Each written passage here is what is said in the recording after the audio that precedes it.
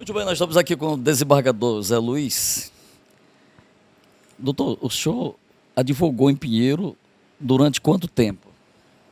Eu cheguei em Pinheiro em 19... Bom, inicialmente meu bom dia ao telespectador. É um prazer recebê-lo aqui para essa entrevista.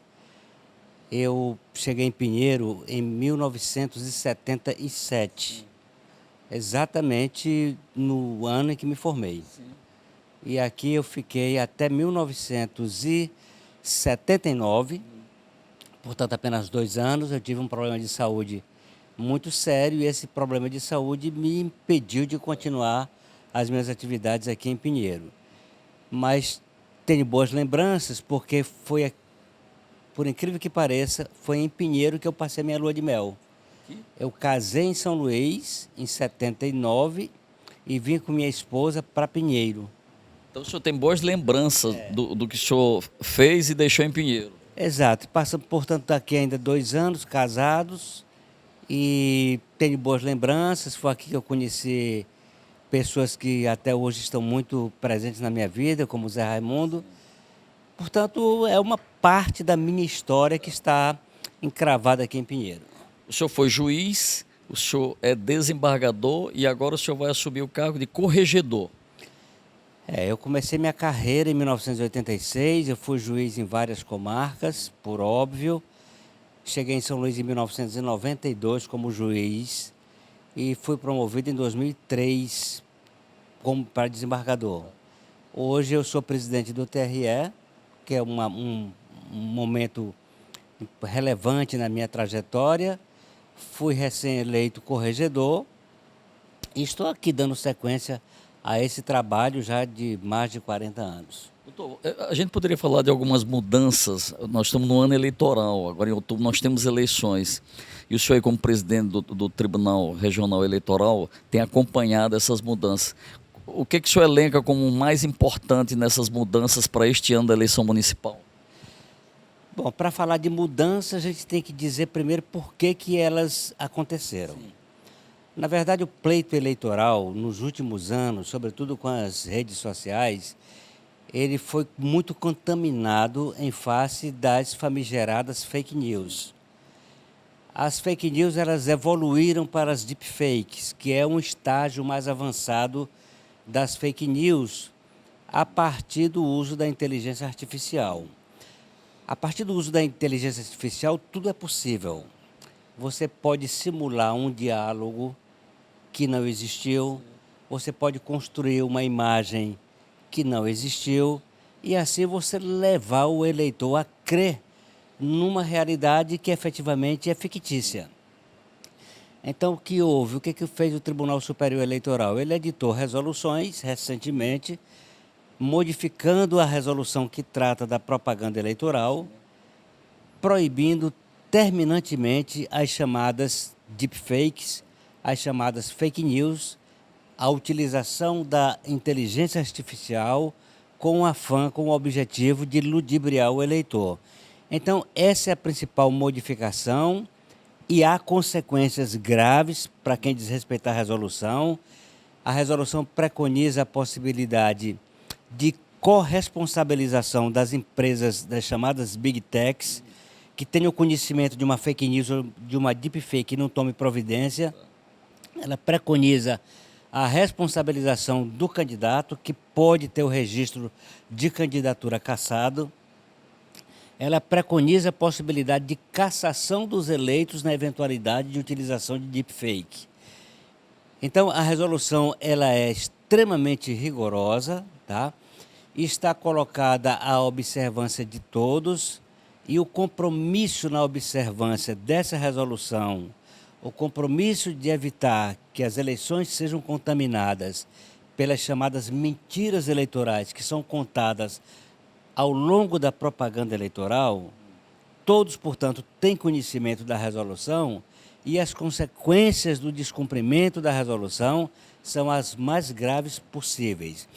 Não é que não se possa usar a inteligência artificial em nenhuma hipótese, mas para usá-la é preciso que se comunique. Olha, nós estamos fazendo uma propaganda e ela utiliza inteligência artificial aqui e acolá. Uma vez comunicada ao TSE, não haverá problema. O problema é a utilização de qualquer tipo de expediente tendente a manipular a vontade do eleitor. Isso aconteceu nas eleições passadas, isso há uma tendência que aconteça em eleições subsequentes, e em razão disso é que o TSE, em face da omissão do Legislativo que não regulamentou a matéria, o TSE o fez através de resolução e nós agora contamos com um instrumento que poderá ser muito eficaz para evitar que a vontade do eleitor seja manipulada. Quer dizer, o Tribunal Regional Eleitoral e também o TSE vão ser muito duros, né, doutor, com relação a essas irregularidades possíveis de acontecer nas próximas eleições de vereadores e prefeitos. Veja bem, nós temos uma cultura que eu até tenho dado palestra no Maranhão, vou dar uma em Balsas agora, intitulada A Cultura da Transgressão e o Papel das Instituições. Nós temos no Maranhão e no Brasil, como um todo, sedimentado no consciente e no inconsciente dos candidatos e às vezes do próprio eleitor que é possível transgredir a lei e que nada acontece. Então, o que acontece quando você se depara com esse caldo de cultura, com a sedimentação da transgressão? O que se exige das instituições, das instâncias de controle? É que elas ajam com dureza, com rigor. A exemplo do que acontece com as cotas de gênero. As pessoas acostumaram que a lei não precisava ser cumprida. E o que está acontecendo no Brasil inteiro e no Maranhão também, é que muitas candidaturas que foram fraudulentas em face da ofensa à questão da cota de gênero, muitos foram cassados. Então, o que vai acontecer, o que deve acontecer com relação à propaganda eleitoral enganosa? O que se espera das instituições é que elas ajam com o necessário rigor, porque somente assim, rigorosamente, nós vamos criar o caldo de cultura que desestimule as pessoas de usarem desse expediente. Só para você ter uma ideia, uma deepfake, se ela for veiculada no último dia de propaganda eleitoral, ela é capaz de destruir uma candidatura. Porque se você eventualmente, vamos trabalhar hipoteticamente, que na véspera da eleição saia uma montagem maquiada artificialmente, dando conta de um candidato que teria, por exemplo, se encontrado com uma menor no motel. A inteligência artificial é capaz de reproduzir isso como se fosse verídico. Você olha a pessoa entrando no motel na companhia de uma menor. E se você veicula isso na véspera da eleição, você já destruiu a candidatura. Então, daí o rigor com que nós temos que tratar essas questões, porque o candidato que se valer desse expediente, ele tem que ter o registro cassado. E se ele tiver sido eleito, ele tem que ser cassado. Porque só assim nós vamos ter possibilidade de mudar essa cultura, de que no período eleitoral tudo vale. Há algumas máximas populares, segundo as quais o feio, por exemplo, em eleição é perder. A outra máxima popular, que é própria lá da região de minha mulher, que é Cururupu, que diz farinha pouca, meu pirão primeiro. Aqui em Pinheiro, como todo lugar, tem uma outra máxima popular que diz na terra de sapo, de cócora com ele.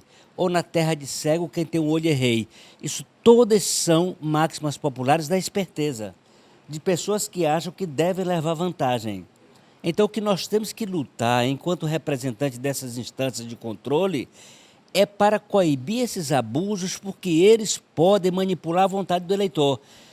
E nada mais relevante num período eleitoral, nada legitima mais um candidato eleito do que o eleitor se dirigir à cabine eleitoral com a consciência tranquila de que ele está votando naquele que ele entende que é o melhor candidato. Conquanto isso seja quase uma ficção ainda, mas o que se espera mesmo é que o eleitor tenha liberdade para votar. E as deepfake, as mentiras veiculadas nas propagandas eleitorais, elas desvirtuam o sentido do voto. O eleitor sai de casa enganado em face de uma propaganda eleitoral. E é tudo que nós não queremos, é que o eleitor não tenha noção daquilo que está fazendo. Desembargador, só aproveitando aqui a sua presença aqui em Pinheiro, eu gostaria que o senhor deixasse um recado. Nós temos visto muitos prefeitos cometendo muitas irregularidades e muitos acham que estão acima da lei ou que pode transgredir a lei. E o tribunal tem sido muito rigoroso. Inclusive, nós temos atualmente 3 prefeitos afastados. Qual é o recado que o senhor daria aqui para os prefeitos, mas principalmente para o entendimento da população, do eleitor, nesse momento aí de rigidez que o senhor acaba de citar aí com relação às leis eleitorais? Eu faria uma inversão na tua pergunta para me possibilitar uma resposta um pouco diferente. Eu não daria recado nenhum ao prefeito. Ao prefeito ficará apenas a certeza de que, pego numa irregularidade, ele pagará o preço por isso. Eu prefiro me dirigir ao eleitor, para que o eleitor tenha consciência na hora de depositar o seu voto. Para que o eleitor saiba que bandido não é só quem está do lado do adversário. O bandido pode estar do seu lado também. Porque nós criamos uma cultura também, e isso é grave, de que defeitos tem o inimigo. Sim. Que aqueles que estão do nosso lado nos apoiando, o defeito que eventualmente ele tem, a gente passa a mão, a gente encobre.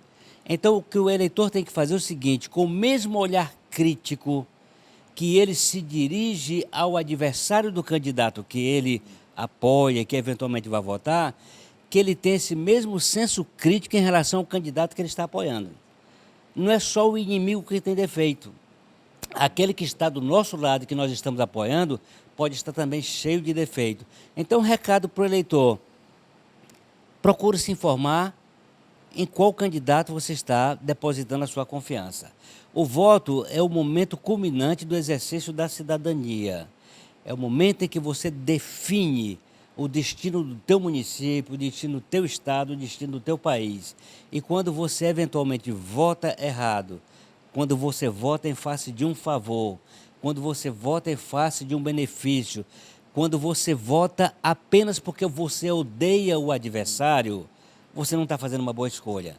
Vamos ao exemplo que acontece na eleição nacional.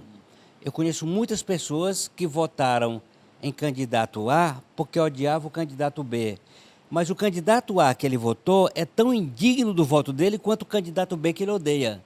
Então, ou pior. Então, por que então, ao invés de você votar em alguém porque odeia um candidato, você não olha os defeitos que o seu candidato tem?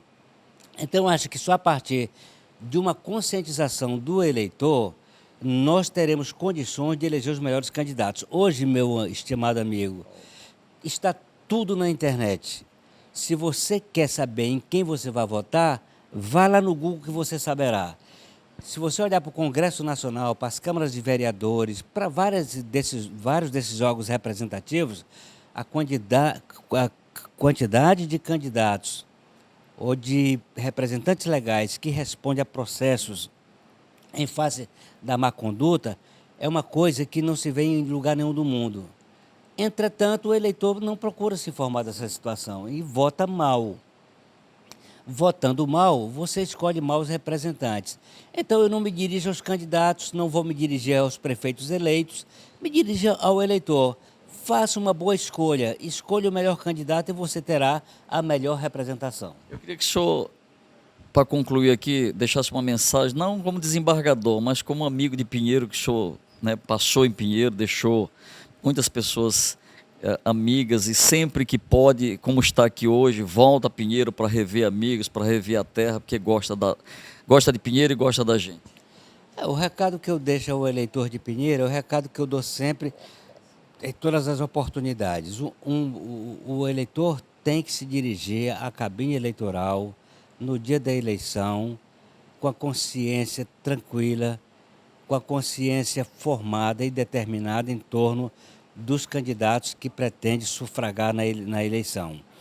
É preciso que todo eleitor tenha consciência de que o voto que você dá hoje pode definir o futuro do teu município. Escolher mal é a pior coisa que se pode fazer para o município.